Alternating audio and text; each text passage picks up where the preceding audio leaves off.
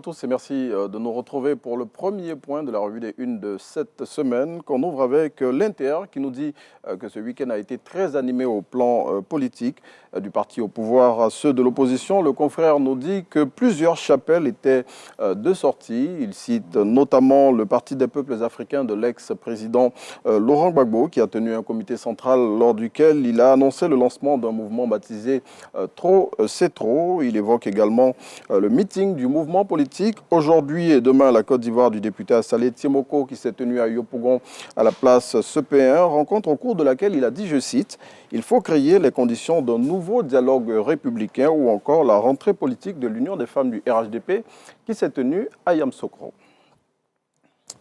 Avec le Patriote, on s'intéresse à cette rentrée politique de l'Union des femmes du RHDP qui a rassemblé de nombreuses associations féminines venues des 4 coins de la Côte d'Ivoire sur l'esplanade de la Fondation Félix Houphouët-Boigny de Yamoussoukro. Et selon le Patriote, à cette occasion, Arlette Badou Nguessan, présidente de l'Union des femmes du RHDP, a indiqué que les femmes du parti au pouvoir ont décidé de payer l'entièreté de la caution du président Alassane Ouattara pour la présidentielle d'octobre 2025. Elle a par la suite exhorté les femmes militantes à rester unies. La ville de Bouaké va vivre une journée mémorable ce lundi 28 avril et ce à l'occasion de l'inauguration officielle du centre hospitalier régional et du nouvel hôtel de ville.